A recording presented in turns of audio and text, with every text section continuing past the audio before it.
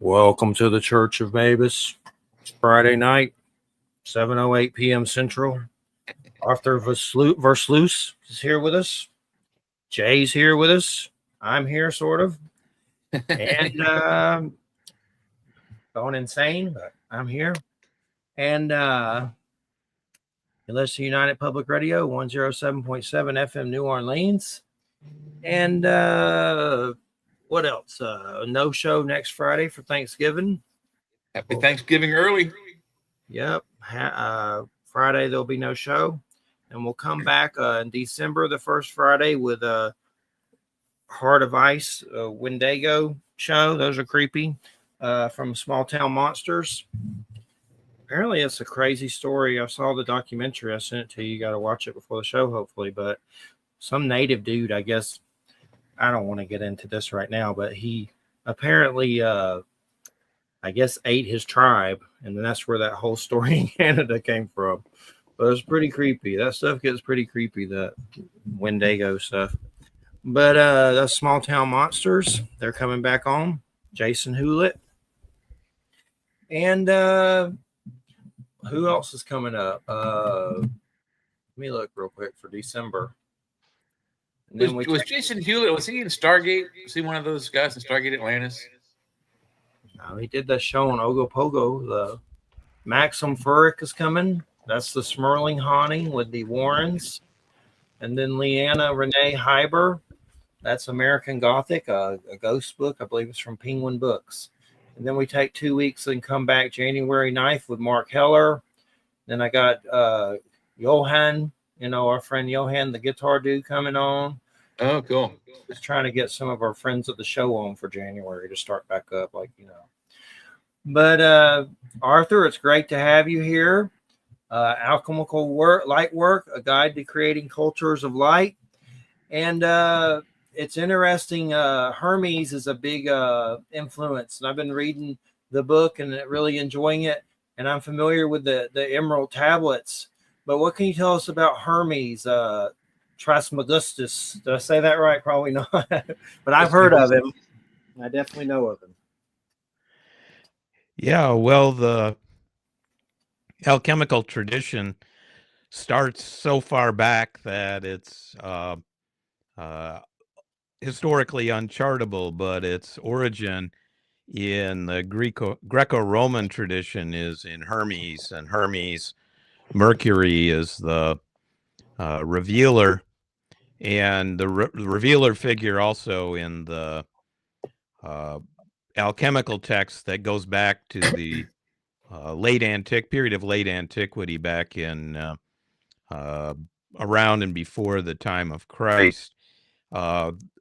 Emerald Tablet deals with there's a whole variety of different versions, but it and a number of different alchemical texts and traditions tie back to Hermes, and it is a text that's revealed by Hermes. So Hermes, the thrice great, so Trismegistus is thrice great.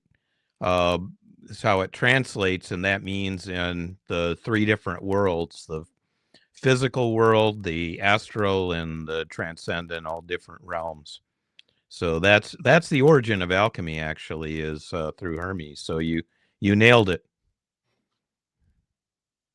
You're muted, dude. Edgar was making noises, my dog, so I muted it and forgot. What around what time period was Hermes? What was the year that he was around? Well, Hermes as a god existed in the pagan tradition back in the period of antiquity. So from the origins are lost to us, but you could say certainly 5,000 BC, 4,000 forward to probably a couple hundred, 300 or 400, when you have the transition from paganism to Christianity. So that period is when the god Hermes was around. Is he considered a trickster? Why does that come up in my mind with him alive? Is he considered like a trickster? Well, that element is there.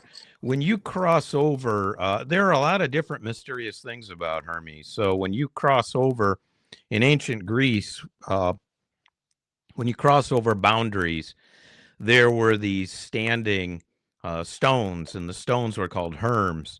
And Hermes ties in also with the god of boundaries and the barriers between different realms. All these things are kind of interconnected in deep ways, and it ties also to alchemy, because alchemy is this tradition of creating balance in ourselves and then balance in the world around us. So there's a sense in which Hermes is, you can see Mercury or Hermes as mercurial, a little bit of a trickster figure. That's true. And I see that light. You talk about light a lot in the book, and that's a big thing that a lot of my experiences have centered around. When I first started doing the show, after I had went through testicular cancer and chemo, and then a few years later, my dad died, and I started to have a lot of strange experiences, from UFO stuff to seeing strange beings. And a lot of those beings that I saw were beings of light, like made of light.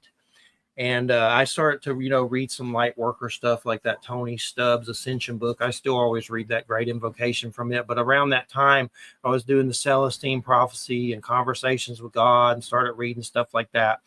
And at one point, I was in my house, and I had like the Bible playing on Watchword or something. And something told me to go outside. And I went outside and looked, and I was completely sober. And I've seen stuff not completely sober, but this particular time, no nicotine, no weed, no alcohol, completely sober, went outside, turned towards my house, and saw two beings of light as if they'd been in my house and flew straight into the heavens out of the house. And a lot of times I know, I think it's from the Egyptian Book of the Dead. I think that's where it's from. Oh, ye and your shining disk above the horizon. I know the secrets. I think it says of the 7 cows of substance, life, and the soul. I always say that one to the sun, and have some weird sun experiences. Like sometimes I'm like, are you trying to like roast my bald head? Like you seem a little closer than you should be. But I noticed the light concept comes up a lot. And I've seen those light beings in the heavens, like a star, but not a star. So what can you tell us about how does light fit into all this? Well, you mentioned the alchemical text, the Emerald Tablet, and the Emerald Tablet ends with, this concludes the operation of the sun. And the sun, we think of the sun as typically in modern societies, really as in terms of it being purely material phenomena.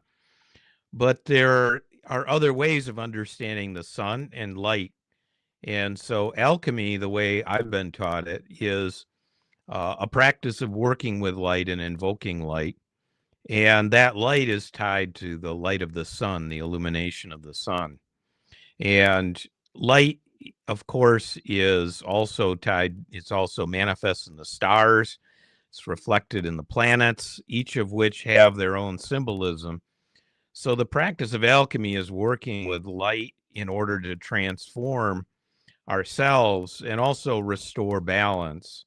And so, your story, which is, coming through a period of trial and challenges in the alchemical concept, that would be the black, the negredo, and the challenges of living in modern society also, because that's also a dimension of this that I talk about in the book.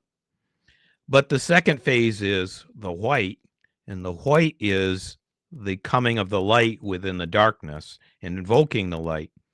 So the alchemical tradition is working with light in nature in order to transform ourselves and the world around us in order to restore balance and harmony. And we live in a world that's disrupted, and we ourselves are disrupted in some deep ways by being in the material world and by being who we are. But we can also regenerate. And so that's what alchemy is really about. And it ties in with your story to some extent. Of course, the story is not, you know, exactly the same as what I'm talking about in the book, but it still can be definitely related to it. And at that same house at one point, and we were partying in my early 20s at that point, and probably on X or something. Me and a friend saw some little beings that were in cloaks with a black box in front of them. And at that time, I had been reading a Celtic Otherworld book. And it was one of those situations where you're like, do you see that? Yeah. Do you see it? Because you're affirming, do you see this crazy, whatever the hell it is in the woods watching us? And it was like three little cloaked beings like Jawas, but skinny. You couldn't see their faces, and a black box in front of their feet. And a cat jumped towards them and they vanished. And later I found that cat passed away. I think got hit by a car or something, but it was kind of a creepy situation. But what were you saying about the black period? What was that called again? That sounds interestingly weird. Well, the beginning stage in alchemy is called the black, or the negredo, the dark stage. And that's the stage of fermentation. It's a stage of germination. It's a stage of working also with challenges. So that's why I was connecting it with what you were talking about. In terms of the story you just told, and seeing those beings, what was your feeling at the time that you saw that? It was kind of like an awe and a surprise, and maybe there was like a little bit of a fear, but we didn't run away or anything. We watched them vanish right in front of us. For some reason, the cat got rid of them, and at that time we were experimenting with different stages of consciousness and stuff. But it was kind of just an exhilaration. I know during a lot of my experiences, I was scared to death and was afraid to leave my house at sometimes. But the light being one, that was a positive one. There was one where there were some reptilian beings around the lake one night that were very like holograms. That one scared the crap out of me. I thought it was the devil or fallen angels, but it was weird because they started, like, I guess telepathically saying I love you and dance and sing and write like Deepak Chopra from Weird Reptilian Beings. So that kind of turned to a more positive thing. But there have been times where I've been, definitely scared. But when I saw the black beans, there probably was a little bit of fear, like, what the hell is that? But a lot of it's exhilaration. And now you're at a point you're like, I want to see this stuff again. And you don't, or you might, maybe once in a while, but it's not like, I mean, you crave to see it again, and you don't always get to see it again. Yeah. Does it have have you had an experience like that where you felt there was a transformative effect where it changed you in some way? Definitely. And during that time in Georgia, it was around Hampton Motor Speedway, and there was a lot of UFOs with witnesses, and at one point even some government type vehicles came out to investigate, and a dude in a cockpit silent helicopter waved at me kind of mockingly, and it shot off like they were coming out to see what was going on with the UFOs, but they never came to me face to face or anything like that. But there was one experience, and there was some psychedelics at this particular time. I had said something like, "This is Eden," because I had heard like bugs and nature, and it felt like a rebirth type situation. I literally thought of the Garden of Eden, and it was early in the morning with the sun coming up, and I go, "This is Eden." And I was probably blasting the doors or something, but it was funny because a few months later, some construction crew built a neighborhood down the street called Eden Wild. So that was kind of like, did I do that? But yeah, so there was some heavenly experiences with it. But once you got to overcome the fear a lot of times. I think I've had some PTSD and stuff like that from some of the UFO stuff I've had. I've seen them directly over me. And I don't know if I've been taken or anything, but they've been over me with witnesses to where it seems like they're there for you. And I don't know if that's the case, but some people want me to be hypnotized. I'm hesitant because I'd want find someone you really trust to do that because it's kind of creepy. But there's definitely been some stuff that's fear induced from a lot of this stuff, and I don't really have it as much as I used to. I mean, sometimes when you go outside late at night, it might pop up when you're out there by yourself. You're like, oh, I'm going in. I feel creepy. There's something feels creepy out here, but yeah, there is definitely a range of emotions. But the Eden thing comes to mind when you ask that for sure. Yeah, that's interesting. Here we live out in the country, and so we go out and we'll look for the northern lights, especially. If they don't always show, they're not around a lot, but there's something a little mysterious about the northern lights, and there's a whole mythology about the northern lights. There are mythological kind of tales about what they mean, and there's something unearthly about them. But in going out, uh, we've never had any kind of experience like you're talking about in terms of UFOs or those kinds of light experiences. Do you think if you've had those experiences, that you have more of them, that you have like an inclination that it manifests more because you're doing it, because you've had that experience? Yeah, I think we've had shows on like trauma and stuff, how that can bring on a lot of these events. And I had went through testicular cancer and actually lost one, so that's definitely traumatic for sure.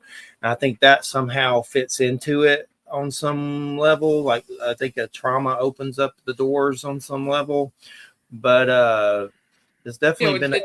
It's like there's two. That's like there's two movies. I think the one is Michael with can't remember the actual name, but and then also the Stephen King novel, which was done as a movie and a TV show, where both lead characters have a brain injury, and it gives them tremendous powers, or almost like godlike abilities. Like Michael, he's like solving people's problems. He solves like involved very advanced calculus program or calculus problems in his head without paper, that kind of thing. You talking about the one with the Loki guy in it, Tom Hiddleston? Did you see that one recently? That was a weird one. No, the one is Michael. They call it's the guy's name. It's John Travolta, and he plays. Oh yeah, you're talking about like Michael, like Archangel Michael, but he has like a brain trauma that gives him these extraordinary. And then the Stephen King novel, I forget the name of it, but it was a movie with Christopher Walken, and it's a TV show with Rusty from Dead Zone. Dead Zone. That's the one. Yeah. So again, that character has a brain trauma, and then is given like the extrasensory perception. Christopher Walken. Okay. Yeah, it's Christopher Walken, and then the guy Anthony Michael Hall, who played Rusty in the first Vacation movie. I'll tell you a good movie that's kind of what we're talking about. It's called Midnight Special, and it has Michael Shannon in it, and there's a little boy who can see into other realms, and it turns out there's like a whole interdimensional advanced society interwrapped around our world of like weird light beings that live in their world. It's pretty weird. It's called Midnight Special. That's a good one.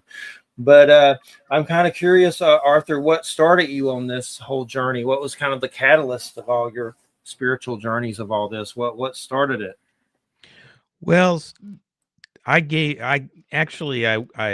started this series of books, and there's actually several. I'm working on another one as well. What started it was years ago, I was invited out to Minneapolis to give a talk. And so I gave a talk out there, and I gave another talk at a bookstore.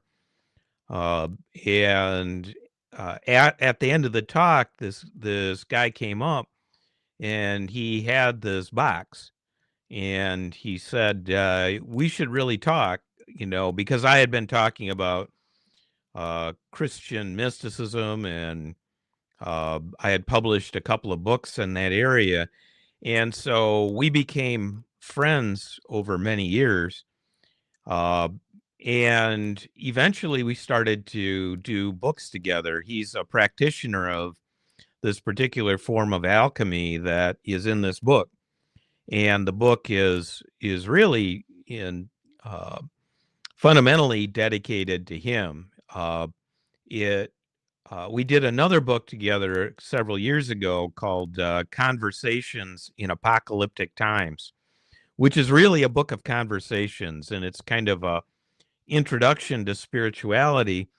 We then did this book that I'm working on editing right now, which goes into a lot of practical detail in terms of alchemy and alchemical practice, which he and his wife have been working together doing for many, many years. And that's what he teaches, and that's what I use in this book, drawn in this book. And then we're doing a book together which goes much more deeply into the practices. And then there's more that I can say about that, but this particular book that just came out called Alchemical Lightwork also has some courses that are tied to it. So there's a course with a name, Alchemical Lightwork, which it has some practical dimensions, and that's on Hyros Institute, which is Hyros.institute, which is a website with some online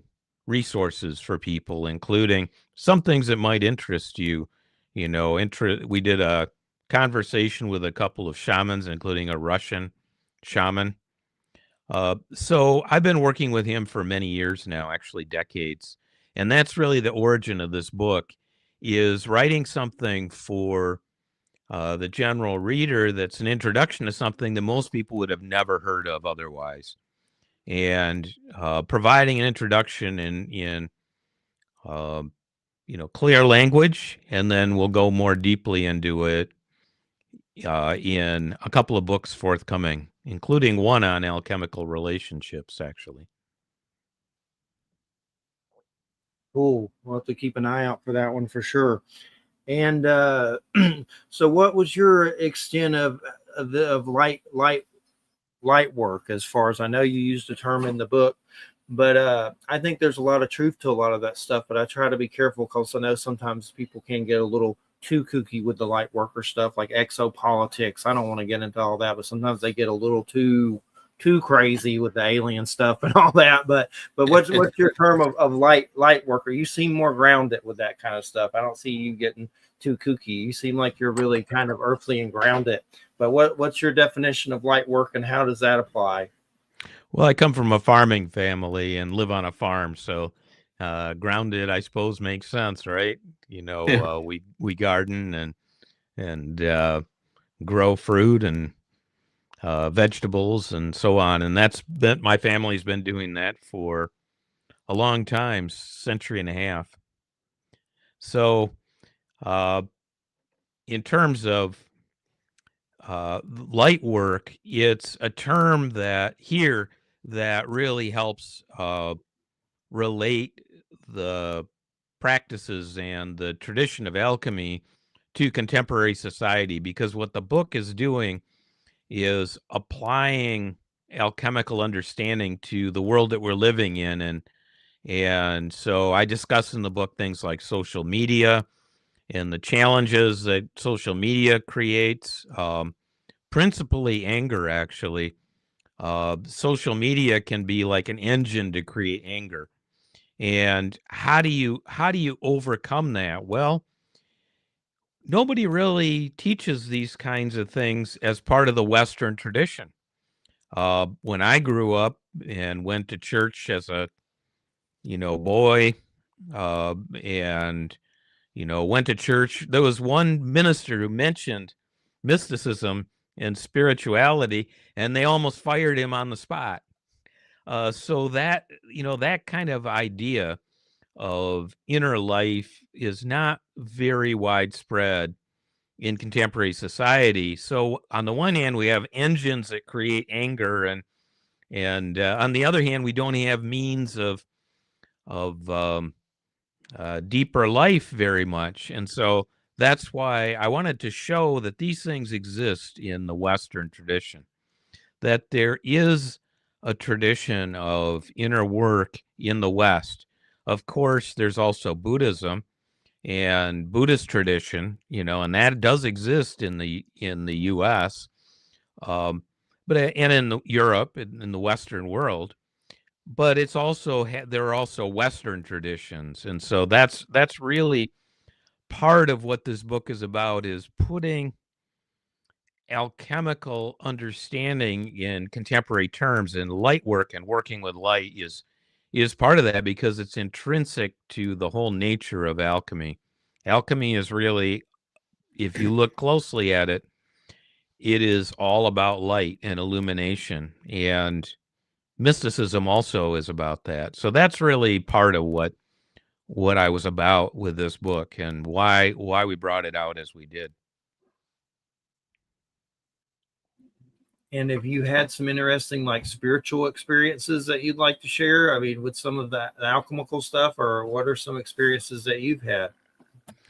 Well, one experience I had, actually, I mentioned in the book, and that is, I had a dream, and in the dream, I was handed an alchemical book, and it was unlike any book I've ever seen, probably like anyone has ever seen, because it had this kind of band, this kind of a lock on it, or a closure, and then it had all these alchemical images on the cover. So, like, symbols. It was covered with symbols, and I was given it for safekeeping in order to pass it on to the future.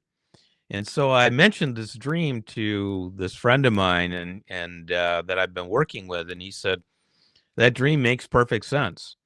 And so that dream is part of what this book is about. It's a manifestation of that idea that you can carry something on into the future, and that you can contribute to its continuity. So that's one experience I had that I mentioned in the book. Other experiences, really fundamentally, this tradition is about working with light in order to uh, have a more stable, balanced, harmonious life. So uh, the kinds of, like, um, experiences that you're talking about, where there's external light, and I'm interested in those, actually. I think that's why I was asking about why, what your experience was when you saw this or that, or you had this or that kind of external experience. In this case, when you turn your attention inward and you're invoking light, you're also recognizing that there's stuff inside that you're illuminating, and maybe some of it is dark or difficult. And it's by illuminating it, it also allows it to dissipate and lose energy. So it's a different, so negative energy can be overcome. And so that's what this practice really is about. So it's kind of different than what you're talking about in terms of external experiences of illumination. But these could be related. I don't know. What do you think? Do you think there's a what kind of uh, how would you regard the kinds of experiences of light that you've had in terms of what I'm talking about? Do you feel like there's a sense that you, by going through trauma and coming out the other side, you feel more grounded and the world is more stable when you've had these kind of experiences, or not? Yeah, I mean, that can be off and on. You can feel like that sometimes, and then some days, of course, you don't. But I definitely think they were transformative, and a lot of them I saw, and there was a lot of wonder and awe, but it was kind of mixed with an exhilaration and fear at the same time. And a lot of those experiences I call my Goldie Oldies. I mean, I have some now, but they don't seem as big as that.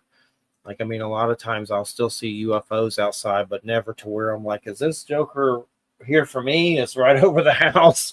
But a lot of it's definitely like, I'm getting goosebumps talking about it. And I do a lot of times when I talk about those light beings, and that may have been deceased loved ones, or could have been angels. I don't know what it was, but I know we've had Itzhak Berry on before. I believe, oh, stop it.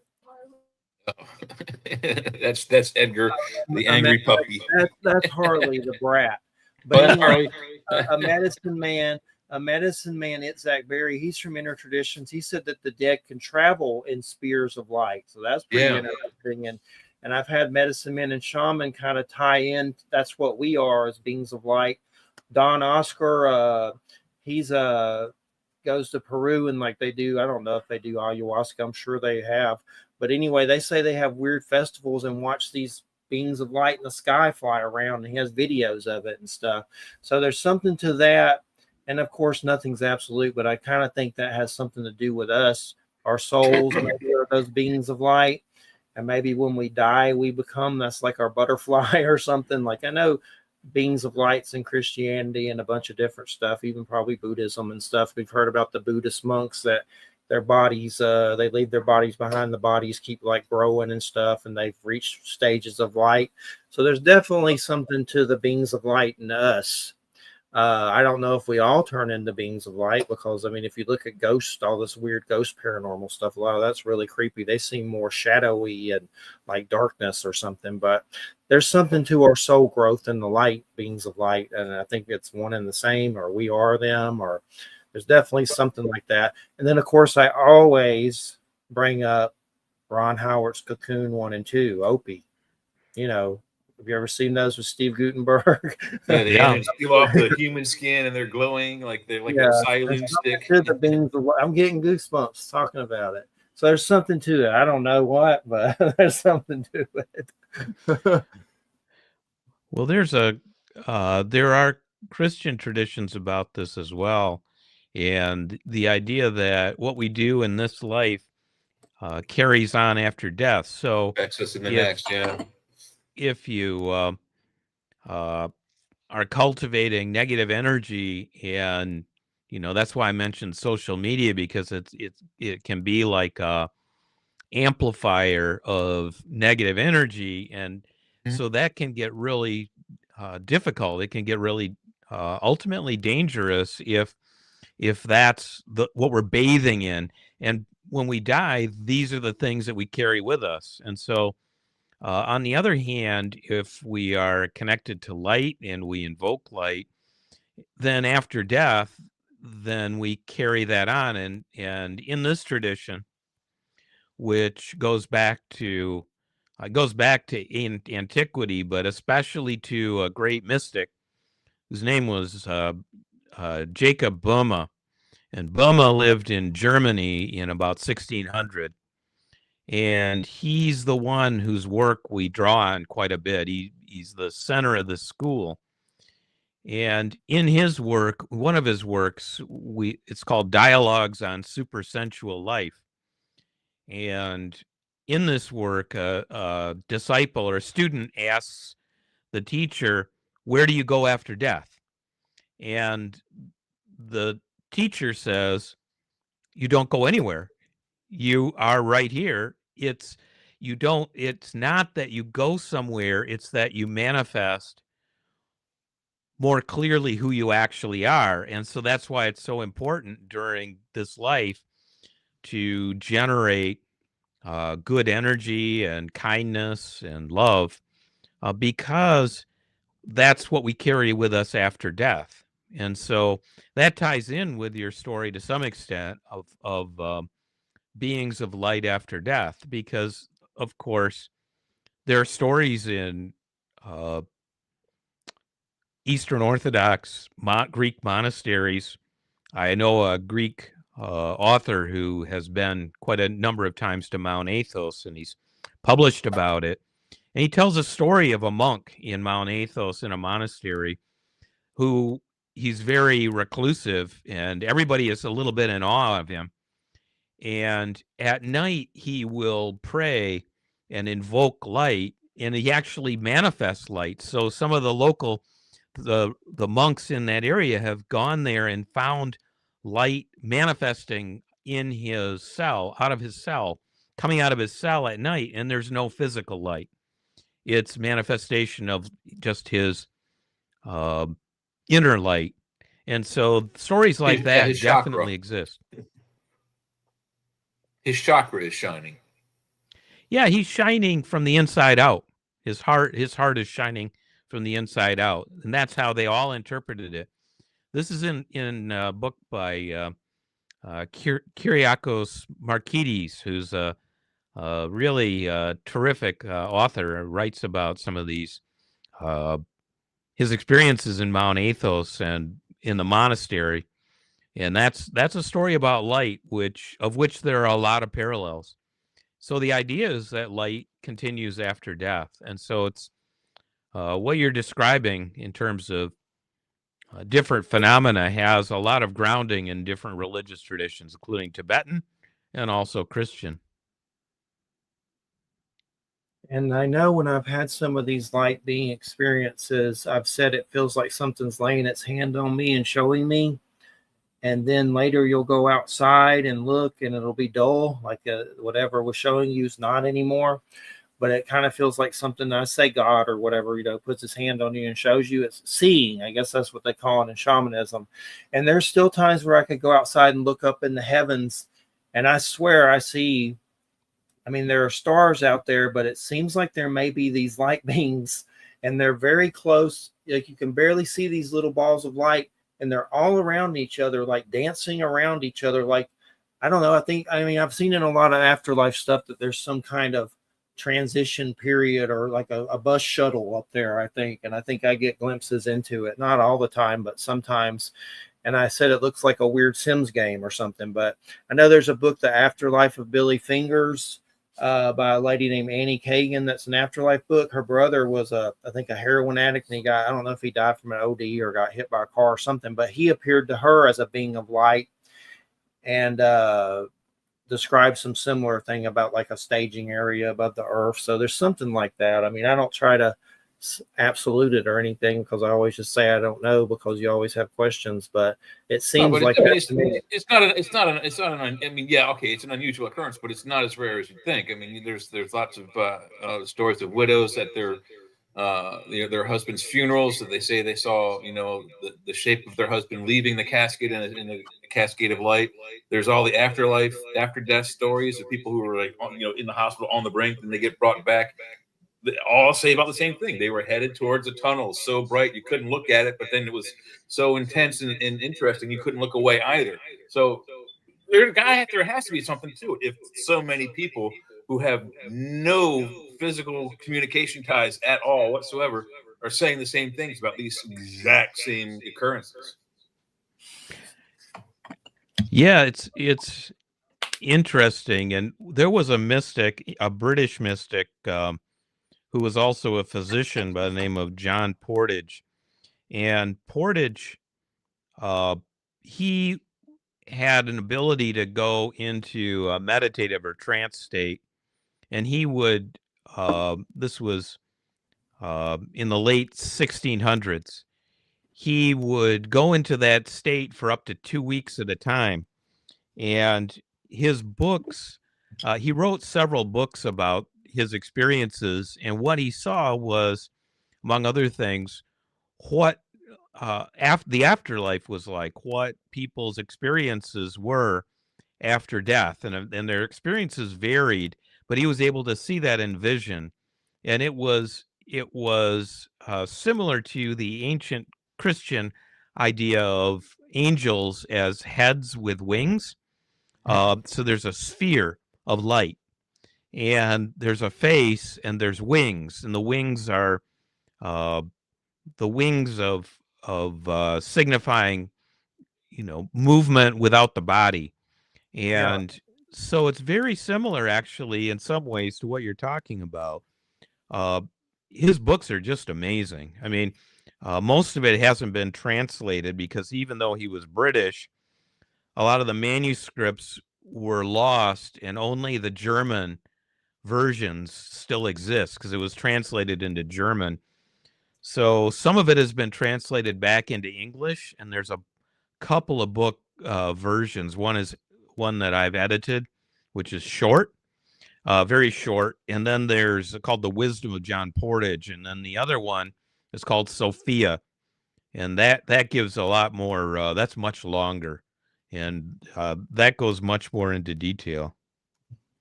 So there is some parallel in terms of this tradition and what you're talking about, after death experience.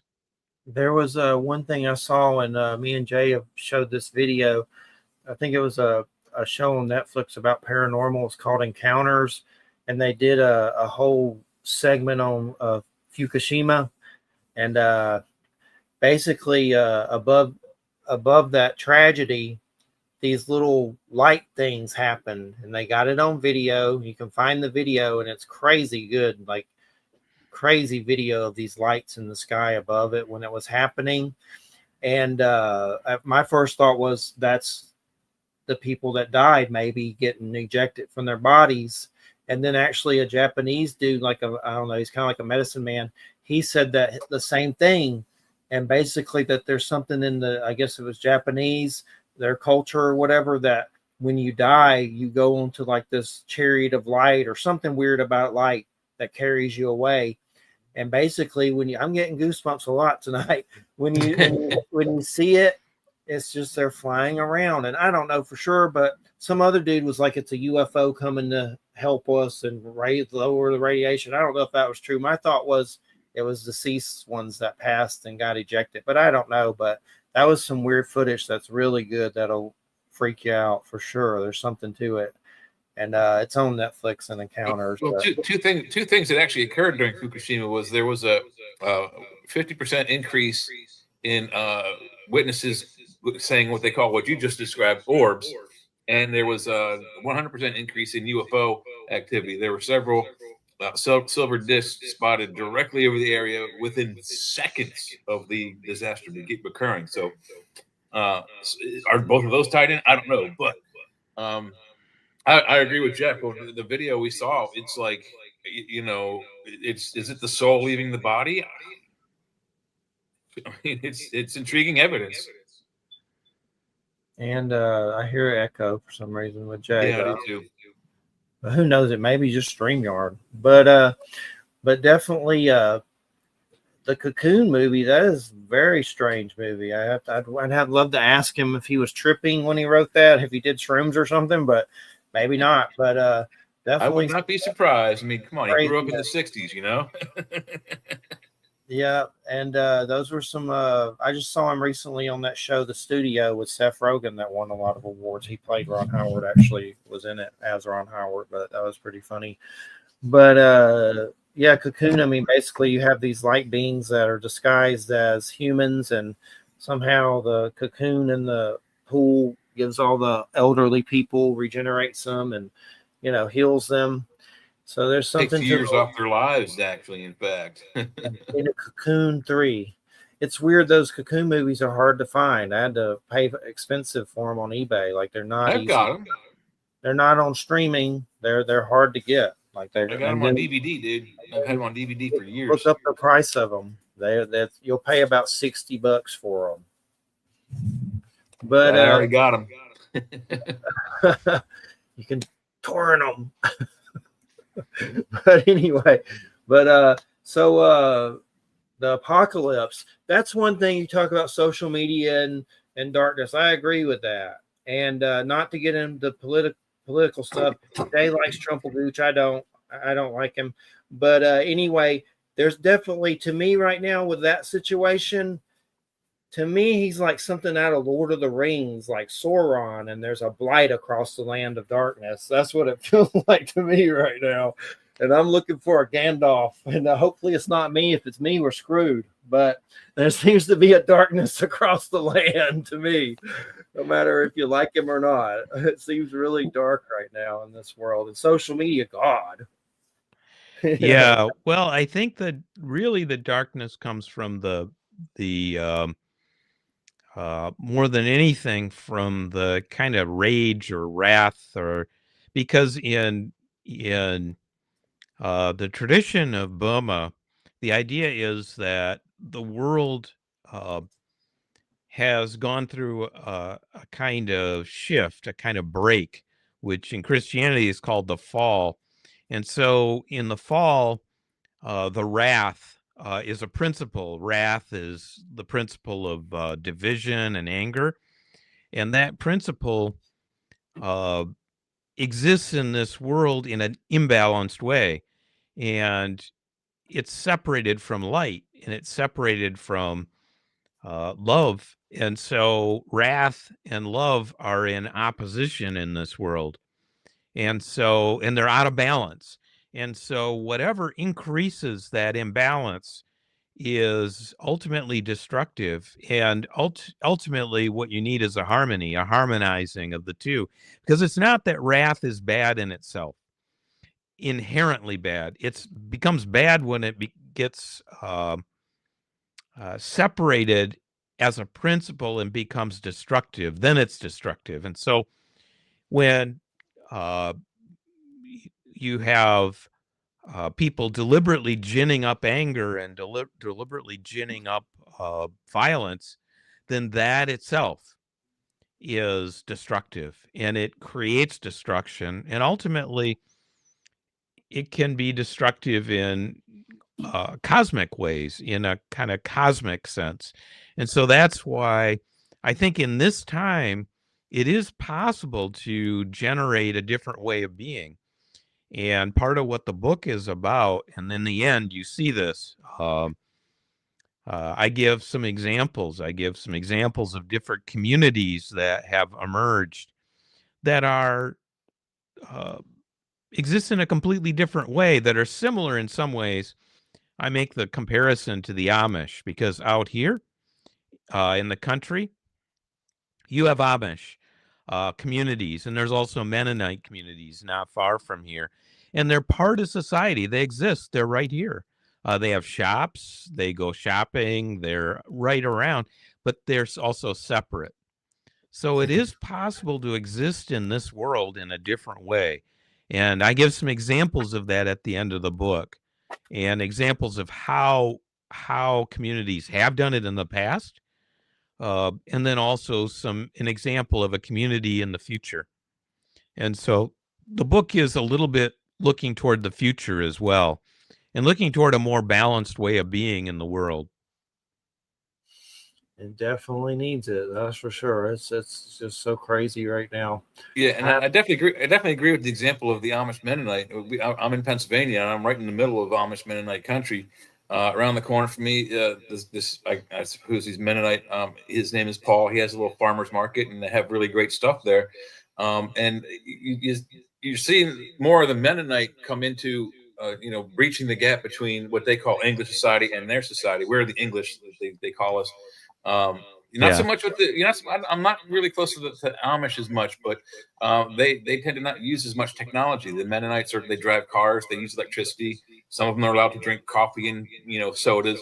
You compare that with the Amish, they're even more different than the Mennonite. They can't drink coffee, they can't drink sodas, they can't wear Western clothes.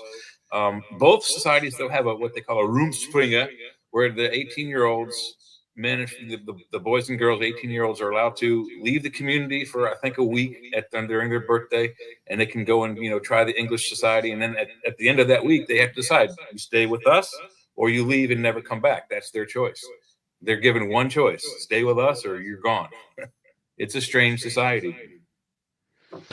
It is. At the same time, I really respect the way that the Amish and the Mennonites, to some extent, but especially the Amish, are able to maintain their own continuity, and it's a healthy community in a lot of ways. They help each other.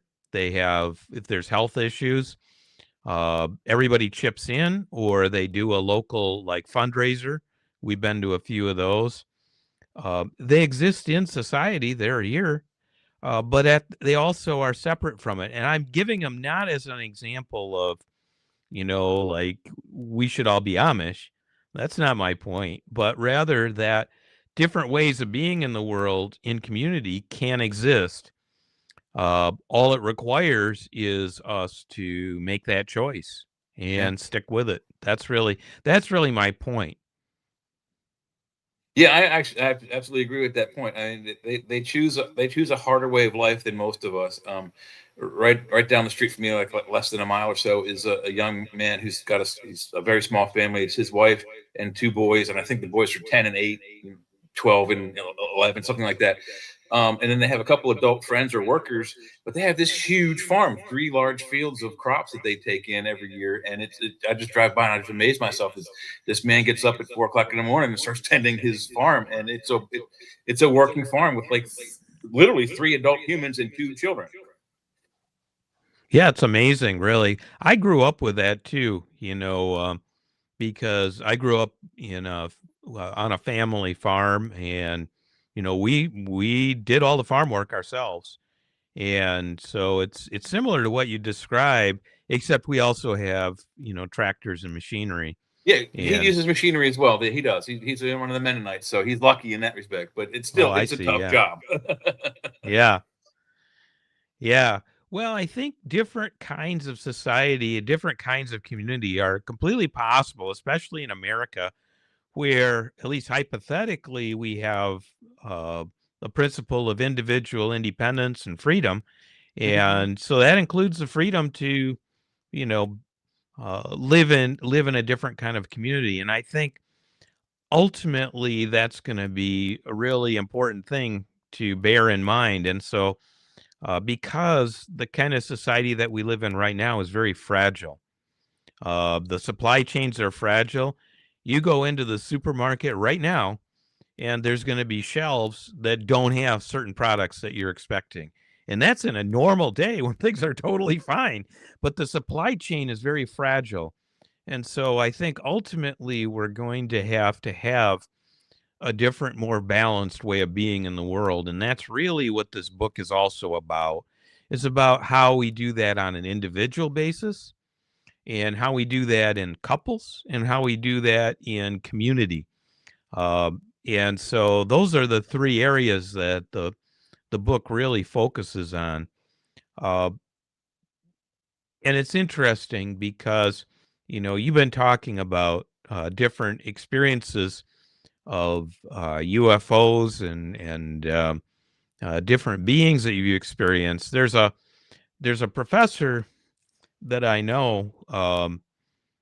We invited her out here. Her name is Pasulka, Diana Pasulka. You know her? You're muted, Jeff.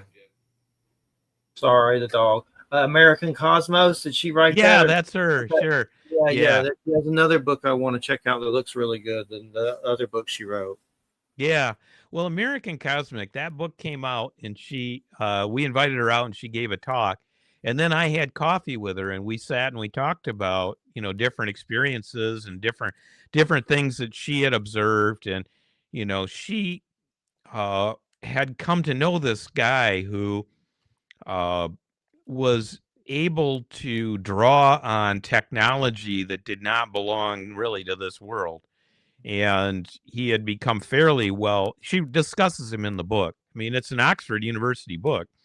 It's an academic book, but really it's about uh, how it's about how he communicates with non-physical knowledge, to gain and to draw from this knowledge that is from essentially outside ordinary channels of knowledge. And it comes to him when he is quiet. He has a kind of ritual that he does, these different practices, and then he's able to draw on this knowledge. And so she discusses that, and she just telling me some things privately about it as well. And other people that she knew, sometimes very, very well-known people, uh, who had experiences in some cases like what you're talking about, but then also like this friend of hers, have these experiences of non-localized knowledge that just kind of manifests. And so I wondered if that was ever part of your set of experiences, this kind of drawing on knowledge or delivery of knowledge that you just wouldn't normally expect to have access to. I've Yeah, definitely experienced that. Yes. I know there was times when I was going through a lot of that stuff that I was reading a lot of the Celestine prophecy. And a lot of friends said that I was like a teacher to them, and I would say spiritual stuff that I don't remember what I said, but it was definitely I was kind of put under the role of a spiritual teacher for them on a lot of levels. And a lot of us grew up later and quit doing the kind of drugs that we were doing, and now we're just doing pot. And for us, that's doing really damn good compared to stupid stuff we used to do. Well, I never did drugs until my dad died. My dad told me if you did drugs, I would kill you, and I believed he would kill me. One time he thought my brother was doing drugs and was going to kill him with a gun. And I don't even think my brother was doing drugs, but I was always terrified of drugs. But when he died, I was like little Scarface. Like next thing you know, coke, meth, selling it. Say hello to my little friend. But now I got it down just to weed, so I'm doing pretty damn good. But yeah, I mean, there was times where you definitely. I would write a lot. I have books, a lot of them are transcripts from the show on Bigfoot and cryptids and stuff, but I would do a lot of poetry. I have a lot of poetry that I would do. And it would feel like you were channeling, or I guess connected to the source is a good way to say it. We've had Neil Donald Walsh Conversations with God on twice, and I was surprised he even came on my show. I didn't think he would, but he did. He came on twice. So I like those kind of things too.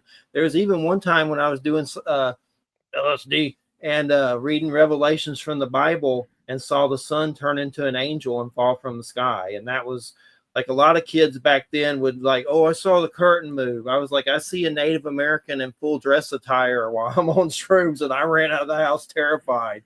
And so I would bring on, spiritual stuff, I guess, more than most people.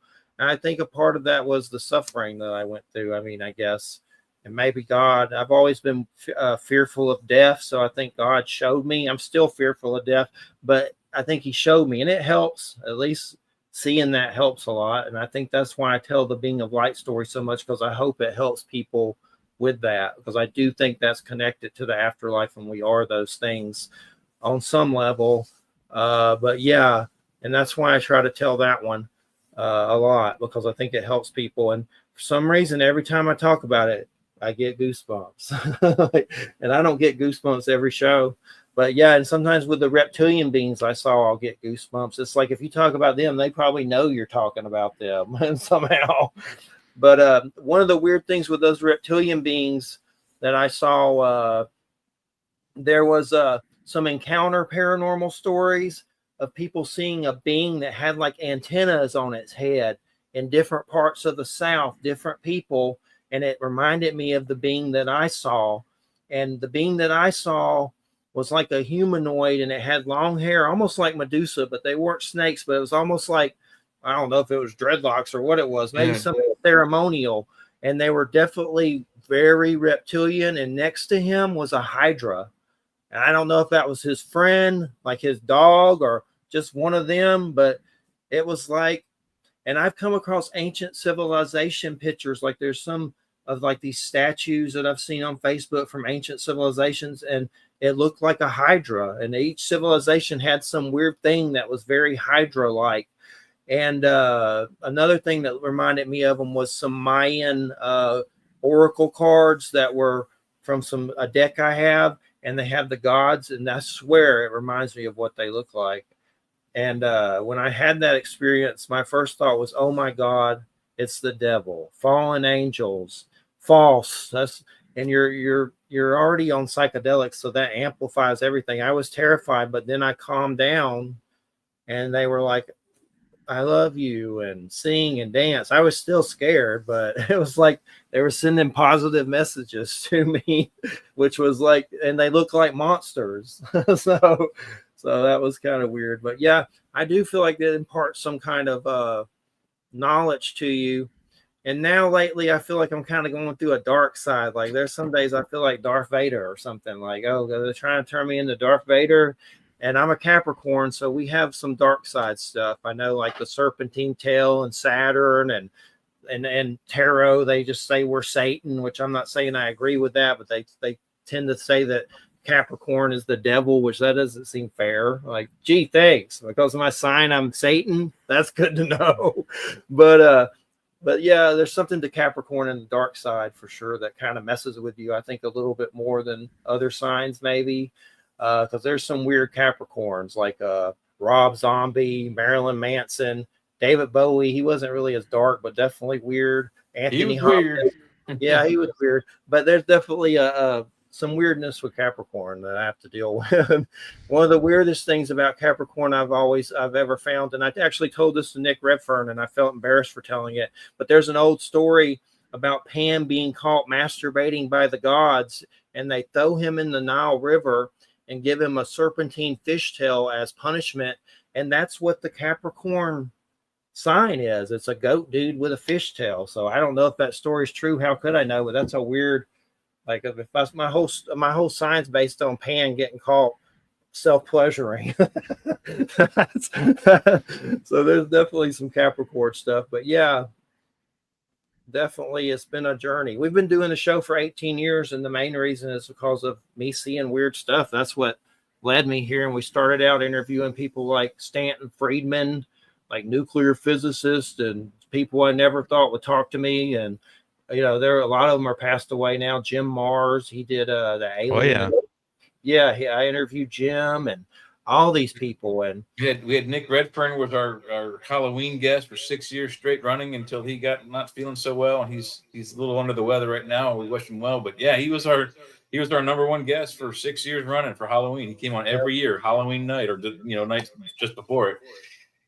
And Nick is dealing with some dementia stuff now, unfortunately, which is sad. So I hope that gets better somehow. I know I don't know all the details, but there's something to that. But what is the? I know I don't know if you want to get into it too much. We got about 20 minutes if we're going by an hour and 30. But you said something about an apocalypse book. I'm just kind of curious of some of your thoughts on apocalypse. Well, apocalypse really means revelation. And it means revealing that which is hidden. And the book Conversations in Apocalyptic Times is, it seemed like the appropriate title for our book of conversations because of the times we're living in, but also, but having a double meaning. Because usually when people think of apocalyptic, they're thinking bad. It's bad. It's like the end time, everything is destroyed.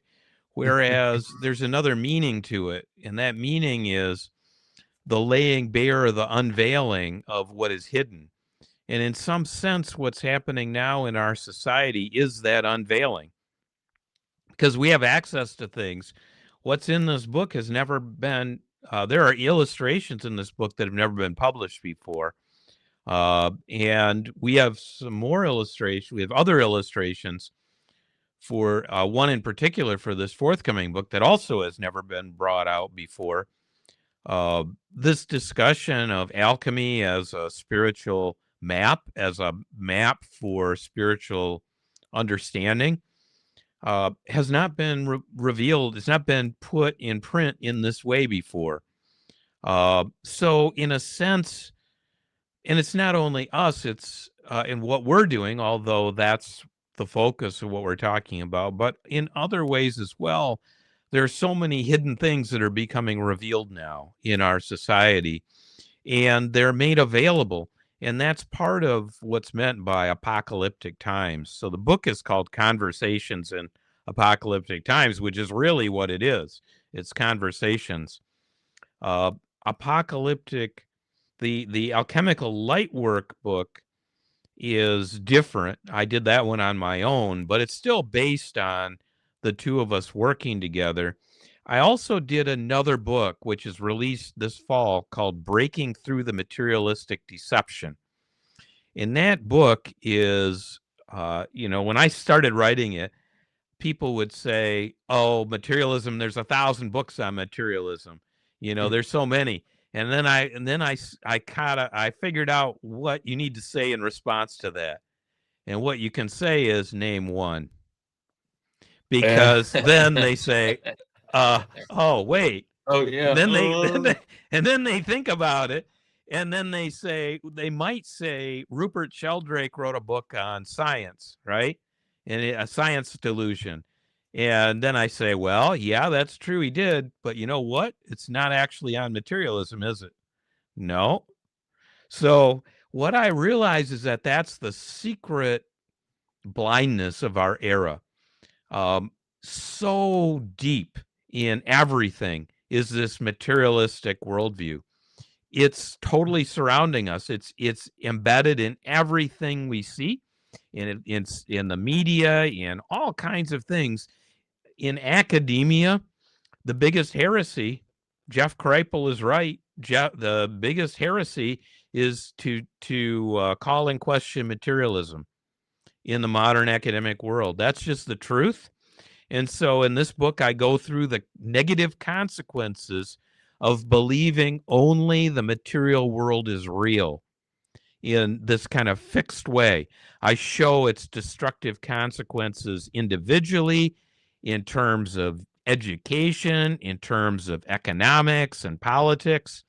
So it's very destructive. And so that book, Breaking Through the Materialistic Deception, just came out. And that's a fun book. And it covers some territory similar to Alchemical Lightwork. Really, the way the books probably should be read is first the one on breaking through the materialistic deception, because that's breaking through, right? The Alchemical Lightwork is, what do you do then? What do you do next? Once you've broken through, at least come to see that materialism as believing that only that which we see and can touch with our fingers is true, then what's next? And so Alchemical Lightwork is about that.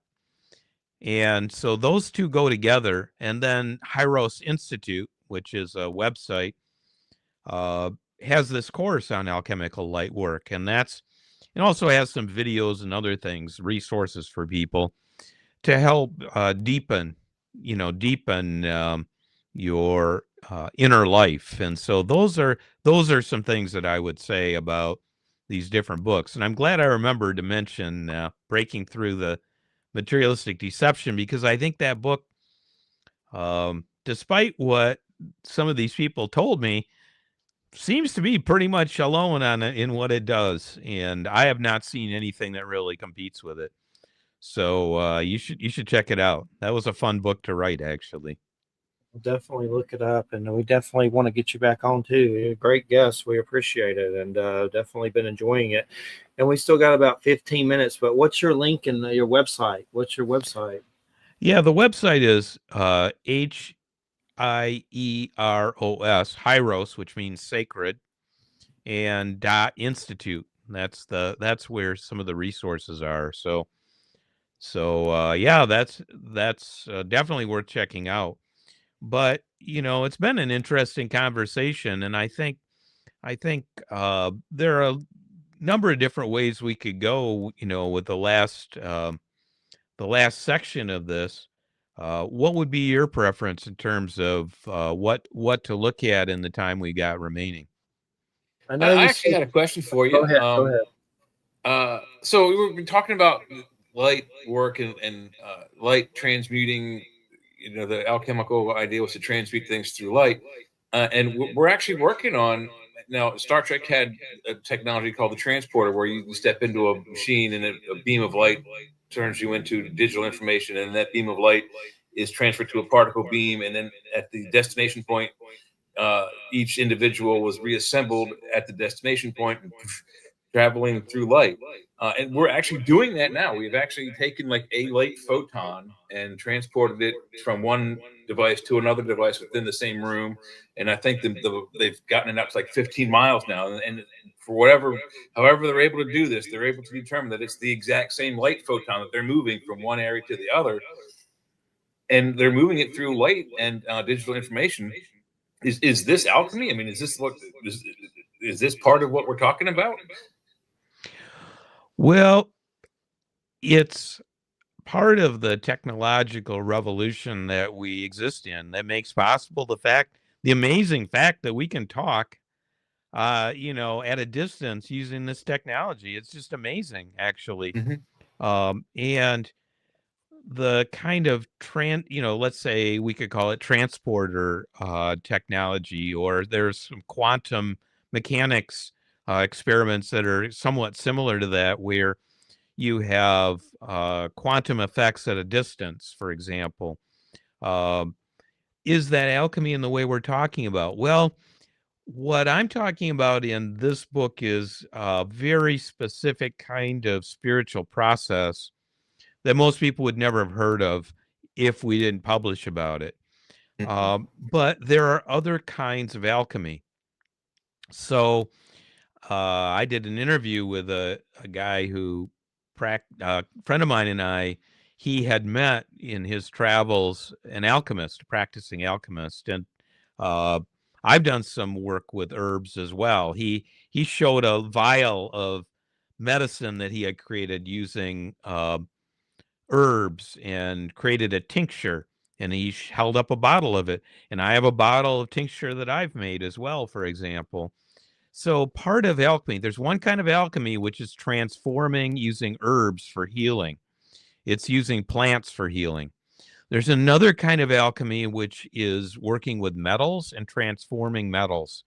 And metallurgic alchemy exists also in India, by the way, where they also can work with, for example, purifying mercury.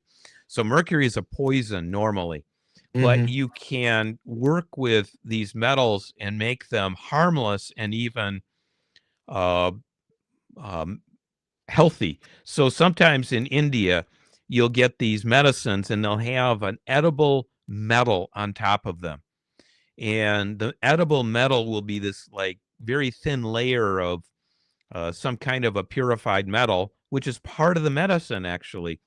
That actually exists. Then there's another kind of alchemy, which is working with the creation of what's called the Philosopher's Stone. And so there's different kinds of alchemical practice.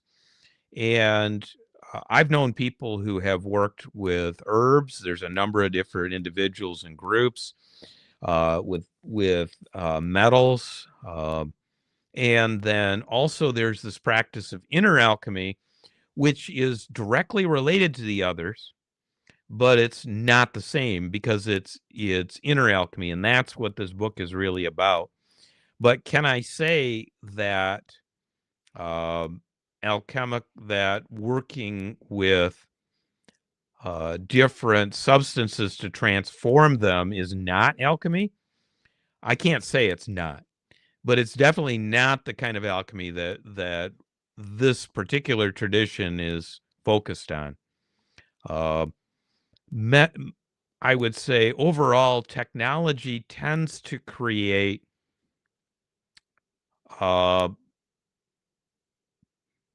for example, it creates what you could call facsimile images of things. So, for example, Meta and Zuckerberg want to create this, one of his big projects is virtual reality. Well, virtual reality is an image of what exists, but it's not real in itself. And so is that transformation alchemical? I don't think so. So it all depends what you're looking at. I would not say that all technology is alchemical, no. But is alchemical technology possible? Yeah. Yeah, I absolutely would agree with that. Because it seemed like a stretch, but all the talk of light. It's like, well, what about does that fit? So, it seems that maybe the transporter type of technology is perhaps inspired by alchemical devices and practices, but not necessarily an alchemical process.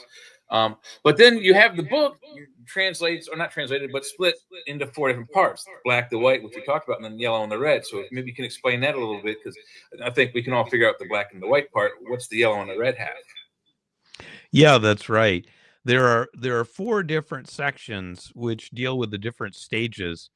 And the final stage, which is also the way the book moves to the final stage of the larger transformation, and that's the rubedo, the Latin word for red, and that's the stage of flourishing or flowering. And so the stages are stages of transformation in the alchemical uh, work.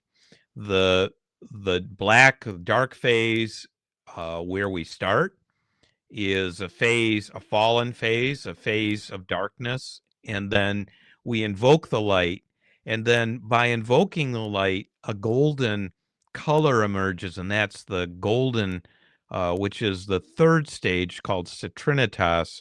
It's a yellowing stage, and that's also the stage of the breaking forth of the sun, and the red is the final stage, and I tie that in the book to community and flourishing, because the goal of alchemy in this tradition is the larger restoration of unity, not only for us as individuals, or us as self, but also for others and for nature. Because in our society as it is now, nature is considered a collection of resources. It's objects to be exploited, and that's how we think of it. It's in our language. It's in, you have acres, and you have price, and you have objects, and you can sand mine it or lithium mine it, but we don't think of it, nature, as having spiritual dimensions. And we also don't think of community as having that. And so these are things that manifest in this final stage, which is a stage of flowering or flourishing. Because really, alchemy is about, how do you flourish? How do you flourish or grow and flower as an individual? How do we flower as a couple? How do we flower as a community or as a group? How do friendships flower? How does that manifest in wholeness and harmony?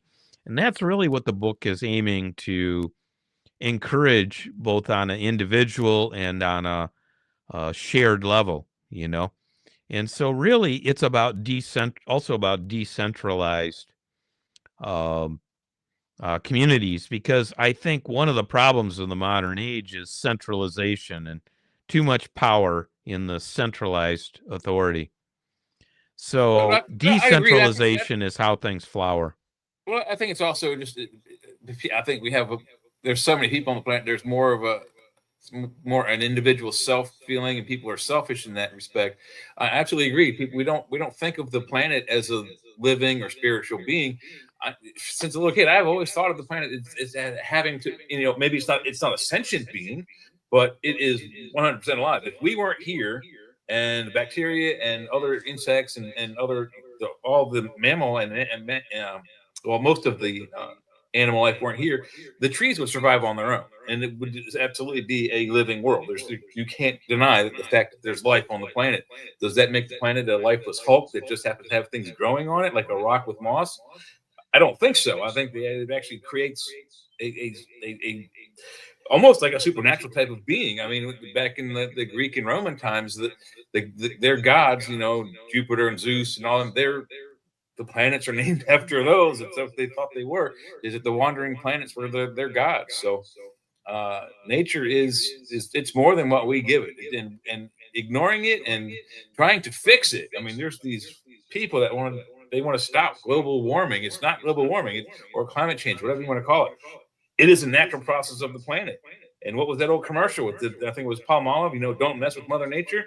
It's going to explode if you do the wrong thing.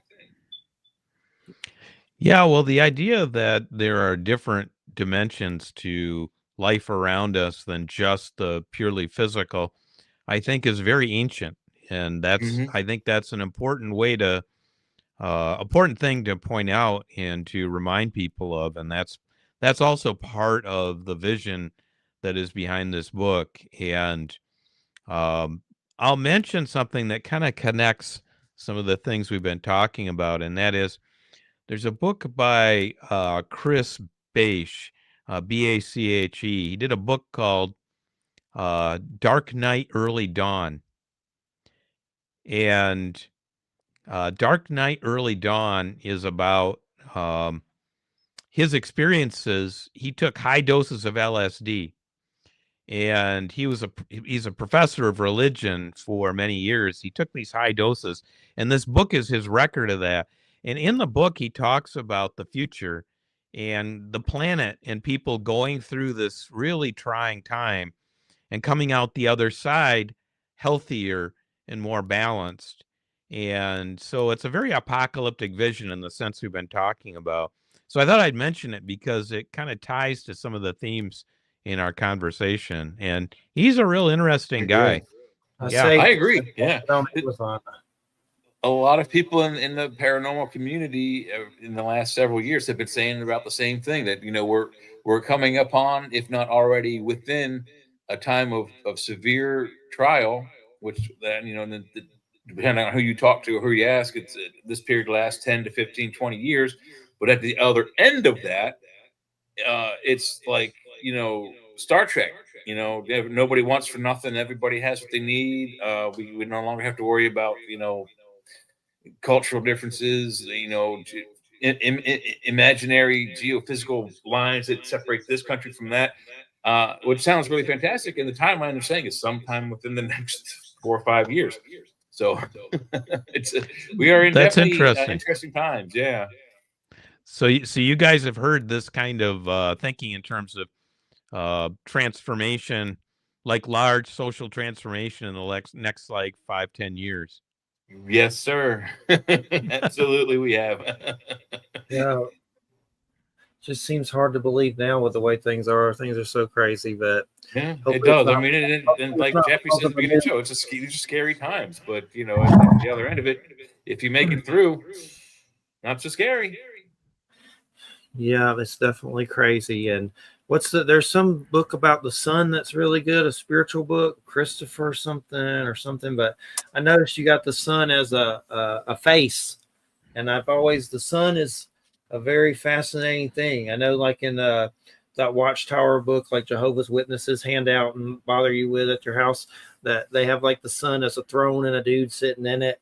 And I know, of course, there's a science way to look at the sun, but the sun definitely is more than meets the eye, it seems. Well, that's like. also how Apollo was depicted in ancient things as well. He's usually seated on a throne within the sun disk, or piloting a 4-horse chariot with the sun disk as like the backdrop directly behind his chariot.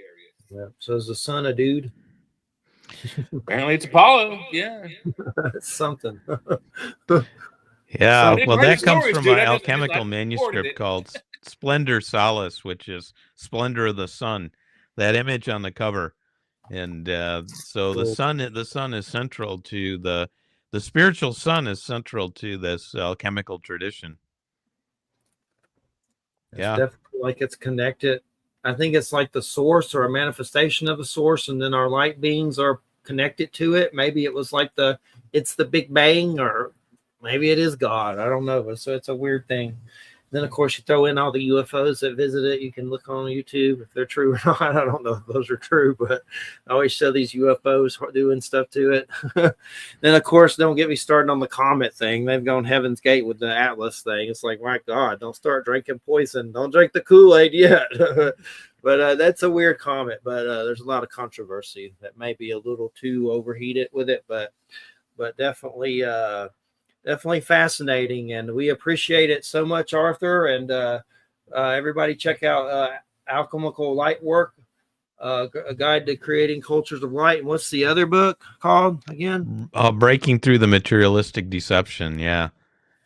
Very cool. Yeah. Well, it's been great having you on, and we'd love to get you on again. So keep us in the loop, and I'll keep an eye out, and we'll get you on again too. It's been great. Thank you. Yeah. Hey, thanks, thank you guys. I really enjoyed the conversation. It's excellent and interesting to hear about the kind of consensus in the paranormal community. That's really interesting. So, and that's it's good to know you're not alone. That behind the curtain, that's not Satan. We actually tried to figure out what that shadow was last week.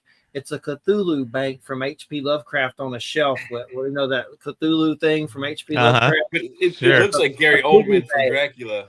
It's a piggy bank. Yeah, it's Gary Oldman from Dracula. He's hanging out. You know, I saw that. But I actually saw Gary Oldman wrote a Western weird Western book, and it's not out yet, but it's called Blood Riders, and it's about vampires in the Wild West, and it's supposed to be coming out, but he wrote it a long time ago. I've been trying to figure out when that's coming out, but that's kind of a weird one that Gary Oldman and someone else wrote, but I like Weird West. Yeah. Mix it up. Weird West. Alternate West. Have a werewolf in there. Yeah. But yeah, we appreciate it. Thanks for a great show, Arthur. And I'll send you the archive, and just keep us in the loop if you need anything promoted or want to come on again, and I'll check back in with you. But thanks. Yeah, Sure. Hey, thanks, thank you guys. Appreciate it. Have a good Yeah, weekend. you too. Take care. Bye. All right, everybody. You listen to Church of Mabus Radio, 107.7 FM, New Orleans. I'm tired. Just feel drained lately. You're tired. I'm going to be on this network for another 5 hours, 4 hours now. You're crazy. 4.5 hours. I don't have I barely have strength to do this. Well, luckily I was off today. I got a 3-day weekend, Thursday, Friday, and Saturday. So I just don't really. Everybody considers me quiet usually, so I don't really. I mean, I talk sometimes. Sometimes people say I'm a blabbermouth and shut up, but a lot of times I'm quiet. I don't really talk that much. So, like, this is a lot for me, you know. And when I first started doing this show, everybody was like, "Well, we start doing the little chat room interviews with Stanton Friedman and stuff, and there was no talking, but everybody's like, you should do a radio show." I was like, I don't like to talk. I don't want to do a radio show. And now we can't get you to shut up. No, I'm kidding. And it's true on some level, but usually after this show, I'm like, I need to go to bed. Yeah. I'm like a grandpa. But I've been trying to do more things to have energy, but it's hard. Just everything's so weird. One of the things that's been helping me is I take four vitamin D pills every morning it's a total of 500 milligrams. And I find that I don't get as tired later in the afternoon. Certainly though, if I don't eat, but you gotta keep up your energy with snacks in between and right meals. But it seems to work. For sure, yeah. I did a vitamin B shot not too long ago. That helped. But I just got the shingles vaccination over here. It feels like Mike Tyson went, "Hey, bam!" I got a Charlie horse out the yin yang over here. Oh my gosh! What did you have? You had shingles? No, but if you've had, I believe it's chickenpox. If you were a kid and you had chickenpox, and I did, I was a kid. I got chickenpox. You are a candidate later on in life for that same virus to turn into shingles, which is an actually very painful, bloody rash. Yeah, well, I'm doing better. Someone gave a $500 donation, so that comes. Oh, nice. Yeah, someone a long time ago heard me on a radio show about superheroes and aliens on I think it was Rita Lewis, and inspired them, and they've been helping out. So hopefully my donation asking is going to be coming to an end soon. Oh, great. It's already beating a dead horse, but did pretty good. Got about $3,000.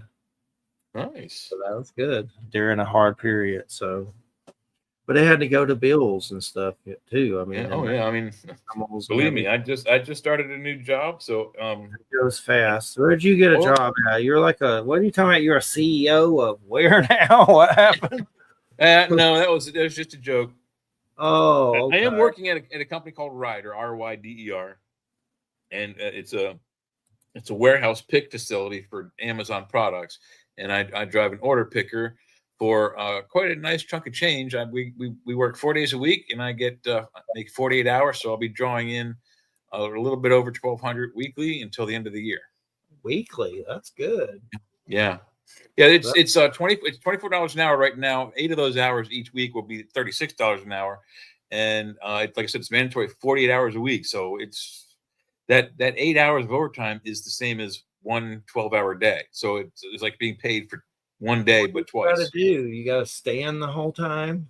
Oh yeah, it's a 12-hour shift. So I'm on a forklift. It's basically what you call an order picker or cherry picker, and I just go down these vertical stacks of racking and pick what the machine tells me. Pick up 1 box from this space or 2 boxes from this space, and move to the next one and get 2 boxes. And then we put them on a cage, and they go out and they're loaded onto trucks. Crazy. 12-hour days? How many days you get off? 3. It's Sunday through Wednesday, 12 hours, 6 a.m. to 6 p.m. Well, that's good. It's That's not bad. good. I mean, it's killer on the body, but once I get used to it, it won't be so bad. But I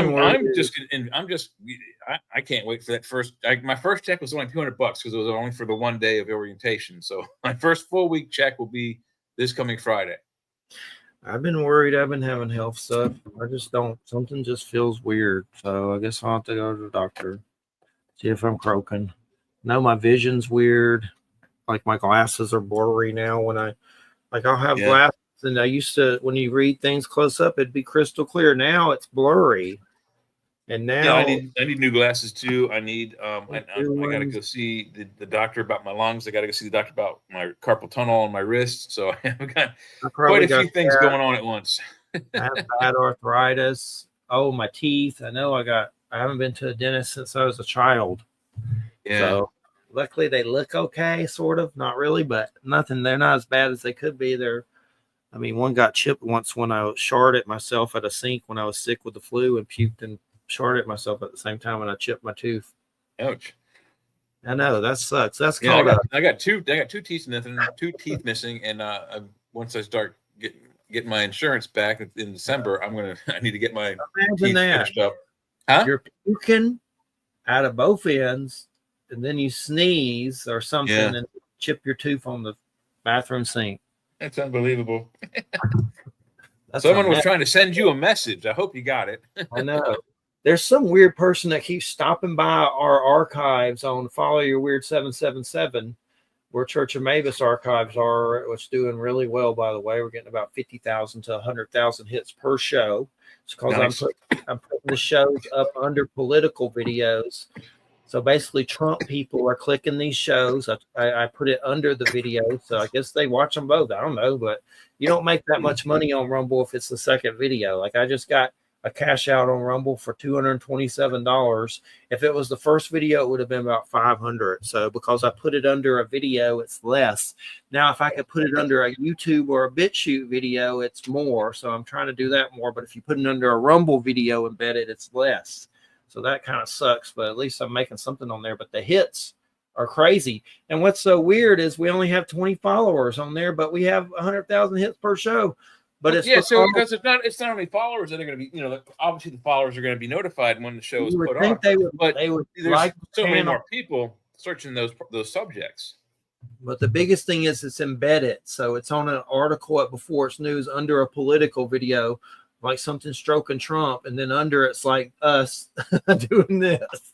Oh, so, one thing we've also found out, Joe and I, on the chat to boost numbers, is every description we put the word insane and we get double the hits.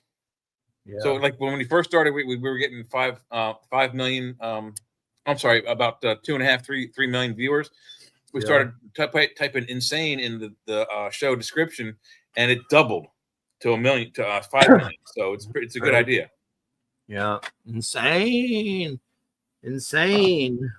That's what Joe used to call me, insane man. Yep, insane in the membrane. That's all you got to do. I'm wondering if I'm croaking. I don't think. I haven't got a medical prognosis, but something I worry I get diabetes. Like I'm worried about all kinds of stuff lately. Everything, the whole gamut. A tumor. Oh, I'm still waiting to hear about the meatball money. I just filled out the final paperwork on my settlement for losing a nut. This place is doing a class action lawsuit against these big companies that leak toxins into water in my zip code. And they've been putting me through the ringer, and I'm waiting for the final check. It's probably going to be $200. I don't know. You might be surprised. It could be 2,000. It could be 20 grand. You never know. I know. I don't know. The thing is how many people applied and how many people, actually got approved for it. And then the more people, the less it's going. In the paperwork, it's like the lawyers are going to get 60-40, like the two lawyers that work at 60-40. So I called up and I was like the Joker, like, what is this 60-40 that I'm seeing here?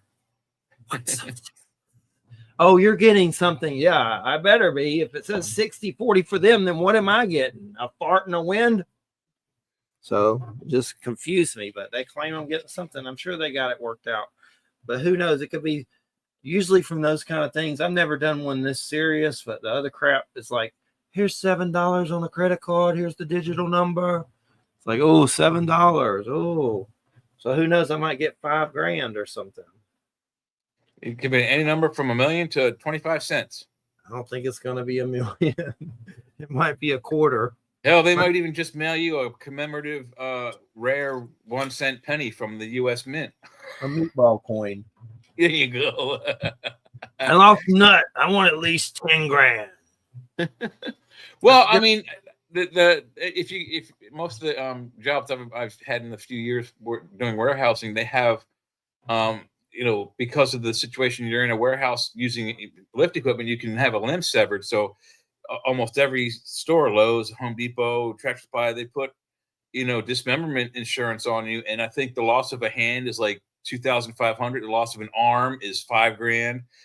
If you lose an arm or 2 arms or 2 legs or an arm and a leg, it's like, $12,000. So it goes up. The more body mass you lose, the more you get. Hell yeah, you would think. Maybe I'm gonna get about 100,000. Well, this is a different situation. This is a civil lawsuit against companies that were negligent in their regulations with these chemicals by letting them get out into the environment. So this is what because of that, it's depending on how much the lawsuit was for. If they won for $12 billion, you're going to get a big chunk of change. If it was like 10 million and 5 million people applied, you might get $100. Yeah, you never know.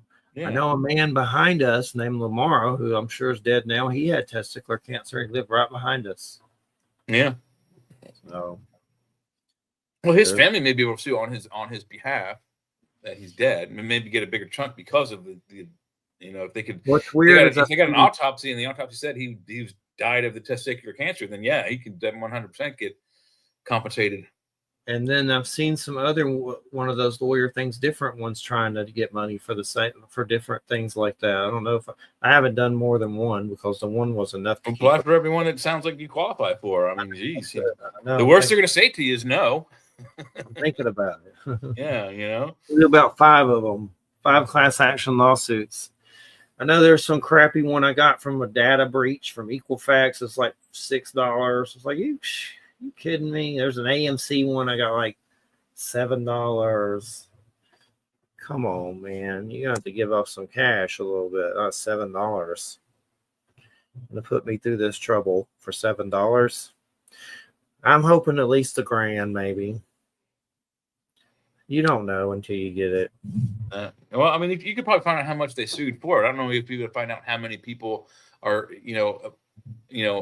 available to get that funds. So those are the numbers you need to know. How much the lawsuit was for, the grand total, and how many people actually applied for, and how many people are actually approved. I know I had to fill out a crap load of paperwork. My God. Yeah. And then we fill it out again for the court, like another one. A lot of it I don't remember. I couldn't even find the doctors. One of them's dead. My chemo cost about $100,000, I was told. And there were shots that were $10,000 a piece. And they were made with ocean life and cadaver white cells, like from dead people and ocean life. And I had to take the shots. It was like some X-Men kind of thing. And it was weird because my dad's boss told him that you should let your son die. He's costing the company too much. Wow. And he said, and then my dad died with guns and knives in his car. He was on his way there to kill everyone in that office building. And he had a heart attack before he got there. Jeez. He got in an argument with my wife who was divorcing. We were divorcing, and he had a heart attack and died. And they found all those guns and knives in his car, and he said he was going to go kill them for what they did and said. Which I'm not going to say. I don't think everybody in the building deserved to die, but that one dude maybe. Yeah, I mean, that's kind of a messed up thing to say, Let your son loose. He's costing the company too much money. You'll whack that guy. I'm sure he's dead now. Dan Benson. If he ain't dead, he's in a diaper pooping somewhere. But yeah, he's probably suffering something somewhere. If they really said that, that's messed up. I don't know why my dad would make it up. I don't think he would. He wasn't someone that made up stuff. So, But you wouldn't think a minister would do something like that. yeah, no, he didn't make up stuff. But my dad was in a school called Raven Gap in Georgia, and they used to inject rattlesnake venom in their arms to be immune. And I saw my dad get bit by a rattlesnake, and it didn't do anything to him. Yeah, Just some weird down home. Well, but also what I know about snakes, the older a snake is, the more they have control over their venom sacs, and almost all of them, especially if the snake, the snake knows size, it knows you're bigger than it. It knows its poison won't harm you as much, so they tend to give you what they call a dry bite. Doesn't mean any venom doesn't come out, but it's usually not enough to really harm a person. There is enough bacteria in their bite to infect the wound almost instantly. So you still have to get to the hospital right away, whether you're going to die or not. How much am I going to get for that meatball settlement? I don't know, man. I wouldn't be surprised if you get at least 20 grand. I wouldn't be surprised. I would be shocked if I got 20 grand. I'd be like winning the lotto for my broke ass. We'll see. I'll believe it when I see it. Well, I mean, that doesn't sound like a lotto. I mean, it sounds like you're actually approved. So it depends on. Oh, I'm in. Yeah, it depends. Like I said, it depends on how many people are approved also to get funds from this settlement. Yeah. And depending on that, what they ask for, it's anywhere from a penny to up to millions. Yep. Never know until you get it. I guess they send you the check. I don't know. Right? I guess you'll get a warning first that there's a check on the way, or there's a electronic funds transfer to one of your bank accounts, something that you'll get a warning before it comes. That's right. Sun Dragon representing. Yep. Hey, Kevin. Look at that little Mark Eddy. He's in there too. Yeah, Mark's been here, man. I said hi to him when he came in. I saw him. I saw little Mark Eddy. Eddie, get your dick out of the sink. You ever seen that? No. Delirious Eddie Murphy, his mom or something. Oh yeah, when he put the cologne on himself. Yeah, doing something naughty in the sink. She's like, "Get your leg out of the sink, Eddie." But anyway, man, about 5 minutes. You gonna watch that Wendigo documentary? If I can get to it, yeah, absolutely. You should be able to get to it. And then that you come back for the 5th, and then Wham's back for 2 shows, and then vacation. But watch that documentary, so we'll be ready for some Wendigo. It's about an Indian that ate his family. Yeah, Wendigo is definitely a cool thing to think about. I wouldn't think about it too much. It's North American werewolf stories. You might eat old Boney Maloney in there with you. But be careful. You don't want no soup. Oh, yeah. If you think about them too much, you'll start eating folks. So don't be thinking about too much. Have a great night, Sun Dragon. Happy Turkey Day. Turkeys taste like napkins. Happy early Thanksgiving. I try to do. That's why I put the Al Going Back Native American show up for Thanksgiving. Michelle's going to put it up. We're going to put the American Indian. That's who's on the show. Weren't you there? Oh, that was Wham, I think. That was Wham, yeah. But anyway, that was one of my favorites with Joe R. Lansdale. You were there for him. But he's good. I put up Al Going Back. Joe's been around, buddy. Joe's been around. He's got some cool books. Some I need. There's an essential horror book he just put out with just horror stories in it. He also put out a Lovecraft where he just writes H.P. Lovecraft type stories. It's on Amazon called Joe R. Lansdale, H.P. Lovecraft or something. I need that one big time. Oh, sure. Trying to read more. But my comics, them been cut because of money, but I'm still at least getting my G.I. Joes and Transformers. They got Kirkman writing those now. The guy that does Walking Dead, but right now it's the Dreadnought War. The Dreadnoughts, a war is going on. A war. But what else is going on TV wise? There's the new Alien Earth, which the first few episodes I was underwhelmed. It wasn't that. It seemed so formulaic. It didn't vibe with me. And I like the rest of the Predator Alien series. I want to see Badlands. Yeah, that's a movie though, not a television show, right? Yeah, but it's supposed to cross. There's a cyborg from Alien in it. So Yeah. that girl, Ellie Fannin, or whatever, she's like she's like one of those Prometheus androids. She's in it. It's supposed to be good. From the guy that did Prey. You know, you saw Prey, right? The Native American. So. Yeah. Mm-hmm.